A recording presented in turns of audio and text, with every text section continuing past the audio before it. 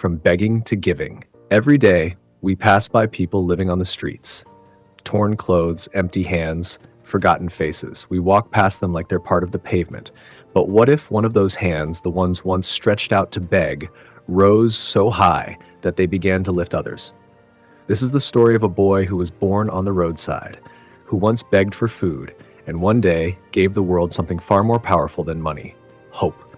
This is not fiction. This is fire. This is the rise of the hand that once begged. The city of Kolkata is a canvas of colors. Yellow taxis, red brick lanes, and the gray shadows of people forgotten by society. Beneath a crumbling flyover among the broken bricks and rusted poles lived an 8-year-old boy named Ishan. His mother, Maya, once a housemaid, was left jobless after a fall injured her back. Ishan's father had vanished long ago. With no roof above and no food to count on, mother and son survived by begging, not out of choice, but because survival offered them no other door. Ishan was a quiet boy, observant, curious. While most street kids laughed, shouted, and fought, he stared at the people walking by, at school buses, at bookshops across the road. One day, sitting barefoot outside a college gate, holding a rusted tin can, Ishan saw students rushing in. Clean shoes, ironed clothes, backpacks full of possibility. His stomach growled, but his eyes sparkled. He didn't just want food, he wanted what they had: a chance. A young professor named Arvind noticed him. While most ignored the boy, Arvind knelt beside him and asked softly, "What's your name?" "Ishan. Do you want to go to school?" Arvind didn't give him money. He gave him a card, an address to a small evening school he ran for poor children. The next morning, Maya and Ishan showed up.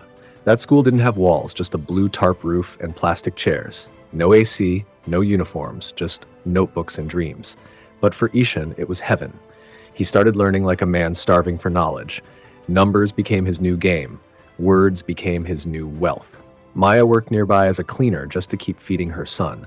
At night, she would comb his hair and say, "You may be born with nothing, but one day you'll give everything." Years passed. Ishan never missed a day. Through every hardship, he studied harder than anyone.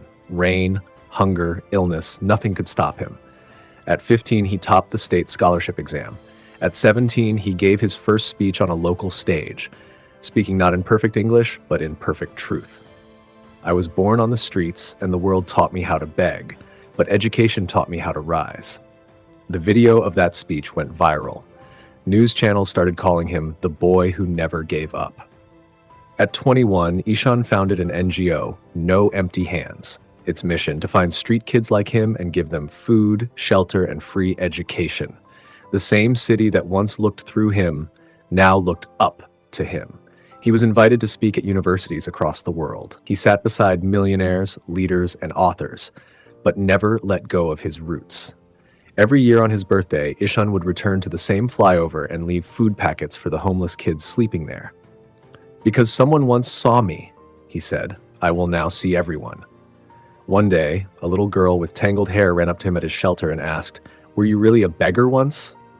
Ishan smiled and nodded. "Then maybe I can become someone too," she whispered.